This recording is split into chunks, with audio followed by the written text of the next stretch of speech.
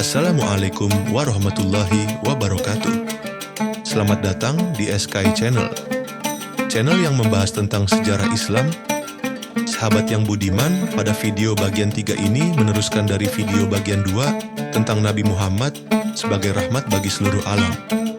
Semoga bermanfaat.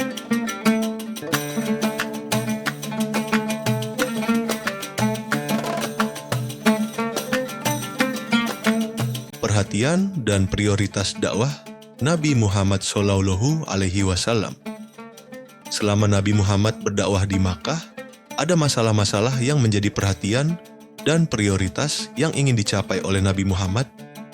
Masalah-masalah berikut adalah: pertama, mengajarkan ketauhidan. Tantangan dalam berdakwah Nabi Muhammad Shallallahu Alaihi Wasallam masa di Makkah adalah meluruskan akidah masyarakat Arab jahiliyah yang mana mereka memiliki kepercayaan berbagai Tuhan atau politeisme, seperti penyembahan berhala, penyembahan bulan dan bintang, penyembahan jin, ruh, dan arwah nenek moyang, dan ajaran yang tidak sesuai dengan ajaran Islam. Islam datang dengan membawa ajaran tauhid, penyembahan hanya kepada Allah yang Maha Esa, tak beranak dan tak diperanakkan. Begitu juga yang berkaitan dengan kebudayaan. Kebudayaan Arab pra-Islam sangat dipengaruhi oleh mitologi dan ajaran-ajaran sesat lainnya, sedang Islam membawa peradaban atau kebudayaan baru berdasarkan petunjuk Allah dan Al-Quran. Kedua, kondisi masyarakat Makkah yang menyembah berhala.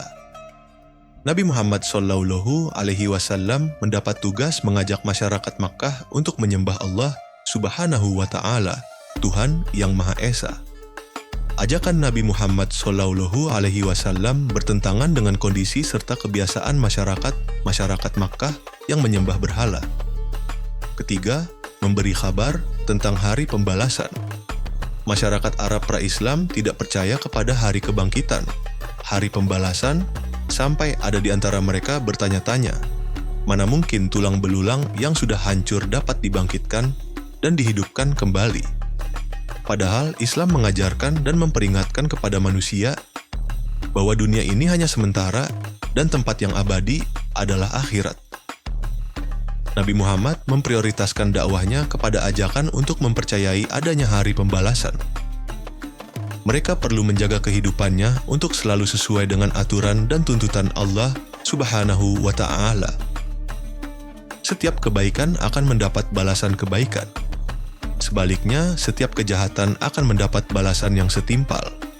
Nabi Muhammad Shallallahu Alaihi Wasallam berusaha meyakinkan para pengikutnya akan janji Allah Subhanahu wa Ta'ala bagi orang yang beriman. Keempat, merubah perilaku masyarakat jahiliyah. Dalam tatanan kehidupan sosial masyarakat Arab pra-Islam, terdapat pada suatu tradisi yang melanggar etika atau akhlak dan hak asasi manusia, seperti perjudian, minuman keras, perampok, perzinahan, dan perbuatan yang melanggar hukum dan tatanan sosial masyarakat. Sementara Islam selalu mengajarkan perbuatan terpuji, seperti menolong sesama manusia, melarang melakukan fitnah, mengambil hak orang yang bukan miliknya sendiri, melarang mabuk-mabukan, melarang perzinahan, melarang penguburan bayi hidup-hidup, dan ajaran terpuji lainnya. Kondisi masyarakat Makkah yang terkenal dengan masa jahiliyah, bukan mereka bodoh dalam intelektual, tapi mereka bodoh dalam perilaku yang cenderung merusak tatanan sosial dan tatanan pribadi. Mereka terbiasa melakukan judi, pembunuhan, dan meminum khamar.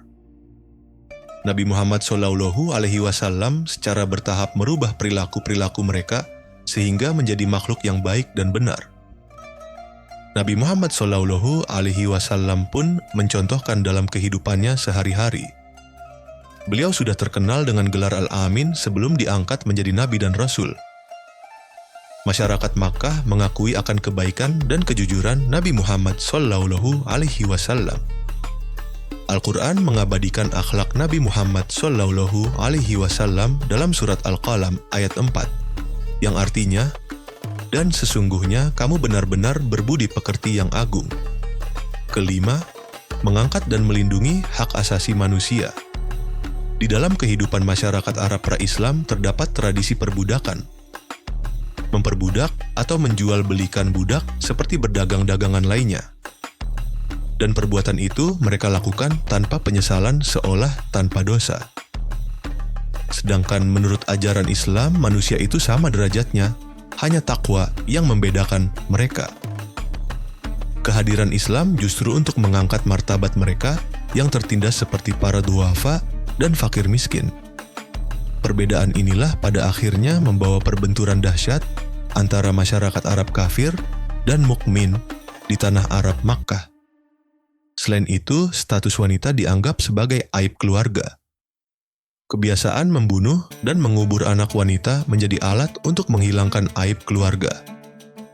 Islam mengangkat derajat wanita dalam posisi yang tinggi dan terhormat. Bagian 4. Respon masyarakat Makkah terhadap dakwah Nabi Muhammad Shallallahu Alaihi Wasallam. Pada umumnya, orang kafir Quraisy tidak senang menerima kehadiran agama Islam di tengah-tengah kehidupan mereka. Para tokoh masyarakatnya mulai menyebarkan isu yang tidak benar mengenai ajaran yang dibawa Nabi Muhammad Shallallahu Alaihi Wasallam, sehingga banyak masyarakat yang terpengaruh oleh isu-isu yang menimbulkan fitnah tersebut. Salah seorang tokoh masyarakat Quraisy yang selalu menghalangi gerakan dakwah Nabi Muhammad Shallallahu Alaihi Wasallam adalah Abu Lahab. Ia mulai menghasut masyarakat Arab Quraisy supaya membenci Nabi Muhammad Shallallahu Alaihi Wasallam dan Islam. Bahkan Abu Thalib, paman Nabi yang memelihara dan mengasuhnya sejak kecil, juga dihasut untuk melarang Nabi Muhammad Shallallahu Alaihi Wasallam agar tidak menyebarkan ajaran Islam. Ia mendapat ancaman dan dipaksa untuk memenuhi keinginan masyarakat Quraisy tersebut. Pada suatu ketika, Abu Thalib membujuk Nabi Muhammad Shallallahu Alaihi Wasallam agar bersedia menghentikan kegiatan dakwahnya karena banyak tokoh masyarakat kafir Quraisy yang mengancamnya bila ia tidak berhasil membujuk Nabi Muhammad Shallallahu Alaihi Wasallam untuk menghentikan dakwahnya. Namun, permohonan pamannya itu tidak dikabulkan. Bahkan ia berkata tegas, "Wahai pamanku, demi Allah, sekiranya matahari diletakkan di sebelah kananku dan bulan di sebelah kiriku supaya aku berhenti berdakwah, pasti aku tidak akan mau berhenti berdakwah sampai Allah memberiku kemenangan atau aku binasa dalam perjuangan." Mendengar perkataan dan tekad bulat Nabi Muhammad Shallallahu Alaihi Wasallam untuk terus berjuang, Abu Thalib tidak bisa berbuat banyak kecuali menyerahkan sepenuhnya kepada Nabi Muhammad Shallallahu Alaihi Wasallam. Hanya saja ia berpesan agar waspada dalam menyebarkan dakwah Islam dan berusaha menghindari ancaman masyarakat Quraisy. Orang-orang kafir Quraisy tidak berani berhadapan langsung dengan Nabi Muhammad Shallallahu Alaihi Wasallam untuk memintanya agar meninggalkan kegiatan dakwah karena mereka masih memandang posisi sosial pamannya, yaitu Abu Thalib. Tetapi mereka berani mengambil tindakan terhadap keluarga dan para sahabat Nabi. Melihat usaha pendekatan Abu Thalib gagal dan agama Islam terus memperoleh pengikut, Abu Jahal dan Abu Sufyan mendatangi Abu Thalib kembali sambil mengancam. Mereka berkata, "Hai Abu Thalib, kamu sudah tua, kamu harus mampu menjaga dirimu, jangan membela Muhammad. Kalau hal itu dilakukan terus, maka keluarga kita akan pecah." Tetapi ancaman itu juga tidak berhasil. Hal itu disebabkan karena tekad kuat Nabi Muhammad Shallallahu Alaihi Wasallam sudah bulat untuk terus melaksanakan dakwah Islam kepada masyarakat Makkah meskipun ia harus bertaruh nyawa. Gagal melakukan pendekatan melalui jalur kekeluargaan, akhirnya pemimpin masyarakat Quraisy lainnya menjumpai Abu Thalib untuk membujuknya agar bisa menghentikan dakwah kemenakannya itu. Kali ini bukan ancaman yang diberikan, melainkan tawaran. Ia menawarkan seorang pemuda tampan bernama Amrah ibnu Walid, yang usianya sebaya dengan Nabi Muhammad Shallallahu Alaihi Wasallam. Lalu mereka berkata, "Hai Abu Thalib, Muhammad saya tukarkan dengan pemuda ini. Peliharalah orang ini dan serahkan Muhammad kepada kami untuk kami bunuh." Mendengar ancaman dan tekanan itu, Abu Thalib menjawab dengan suara lantang, "Hai orang kasar, silakan dan berbuatlah sesukamu, aku tidak takut."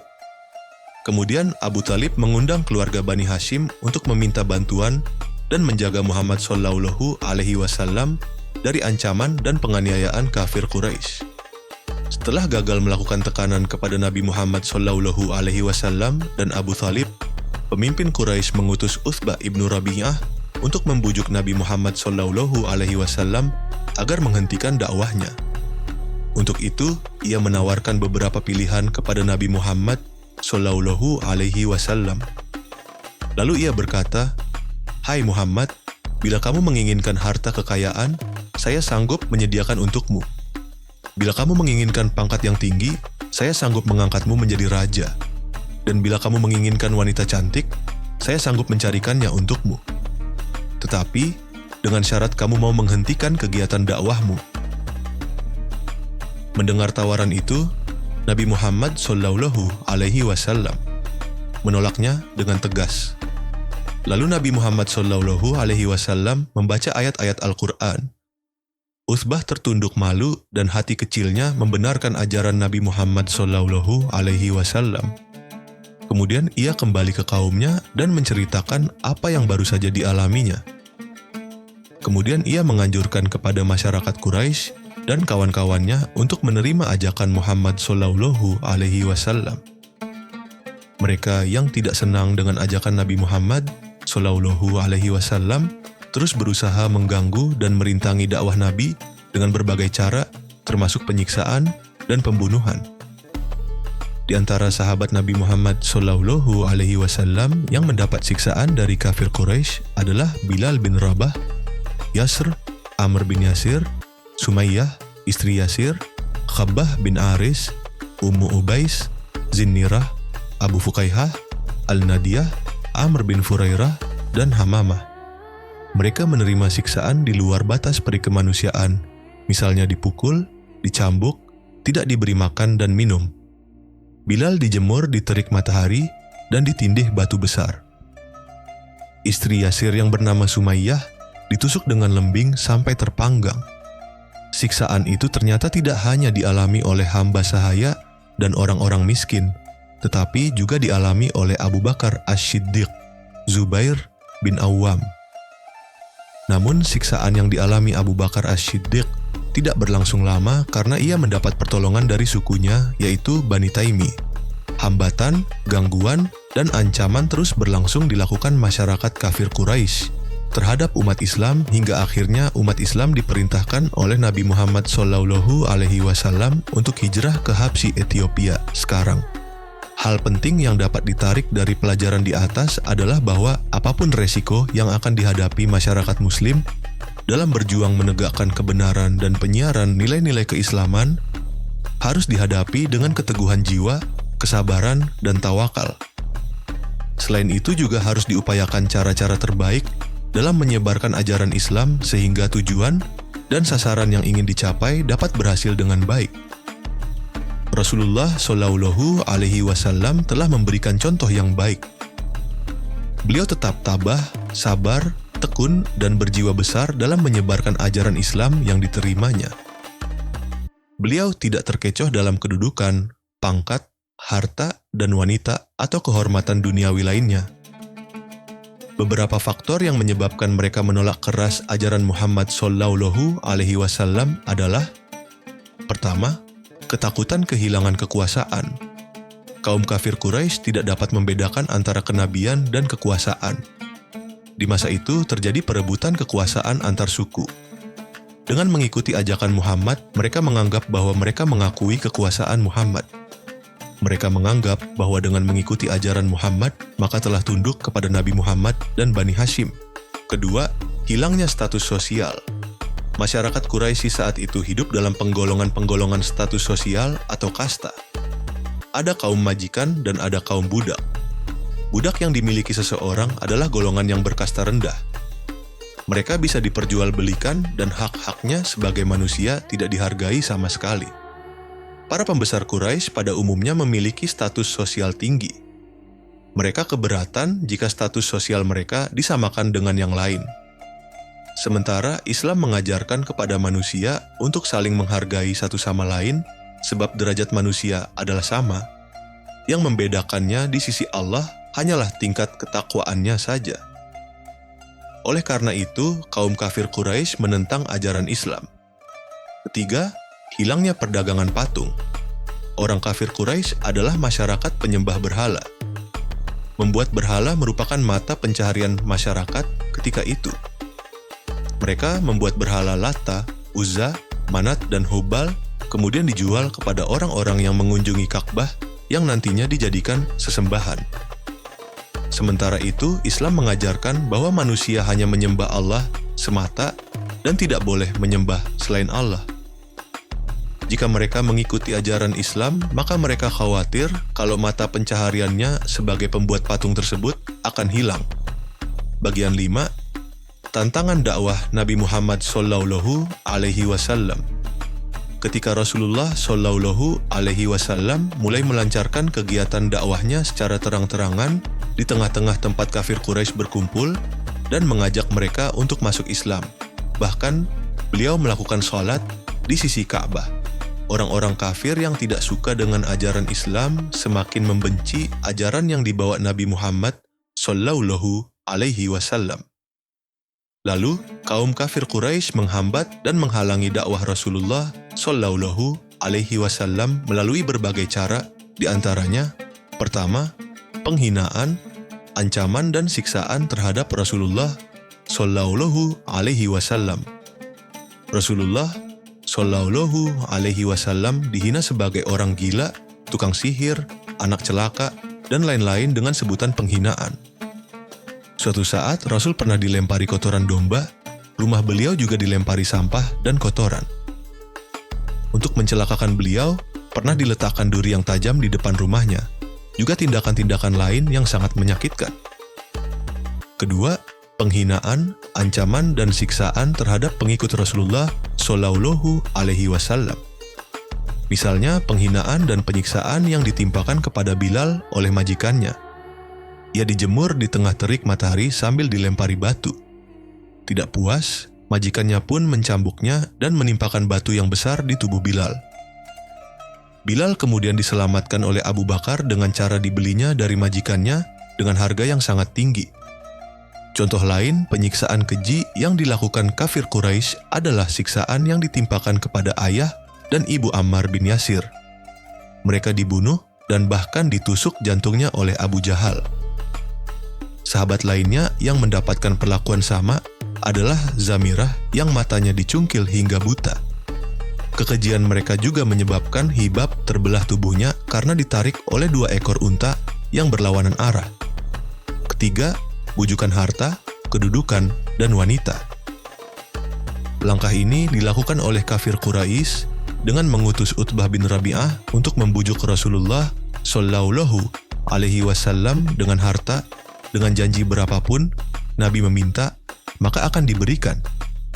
Bahkan mereka membujuknya untuk menjadikan Nabi sebagai raja dan diiming-imingi wanita-wanita yang tercantik di seluruh Arab, asalkan Rasulullah Shallallahu Alaihi Wasallam menghentikan kegiatannya menyebarkan agama Islam.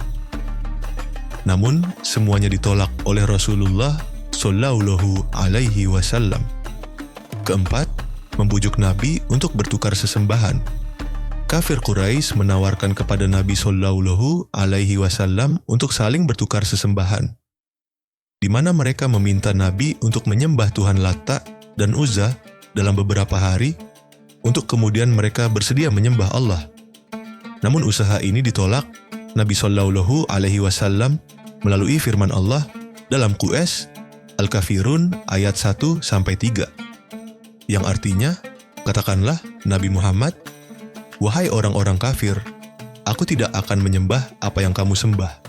Kamu juga bukan penyembah apa yang aku sembah. Kelima, membujuk dan menghasut Abu Thalib. Tindakan langsung terhadap Nabi selalu menghadapi kegagalan, maka kafir Quraisy mulai beralih untuk mempengaruhi dan membujuk paman Nabi, Abu Thalib, agar memerintahkan Nabi berhenti berdakwah. Mereka menghasut dan mengiming-imingi dengan memberikan ganti Rasulullah Shallallahu Alaihi Wasallam dengan seorang pemuda yang gagah dan ganteng, dengan syarat Abu Thalib tidak menghalangi mereka membunuh Nabi. Namun usaha mereka ditolak mentah-mentah oleh Abu Thalib. Hasutan lainnya adalah membujuk Abu Thalib dengan pernyataan bahwa Nabi telah membawa ajaran yang bertentangan dengan ajaran para pendahulu dan nenek moyang bangsa Arab. Taktik ini juga gagal. Bahkan, Nabi mengatakan, seandainya matahari diletakkan di tangan kananku dan rembulan di tangan kiriku, aku tidak akan berhenti menyampaikan dakwah sehingga berhasil atau aku mati karenanya. Keenam, menghasut masyarakat Makkah.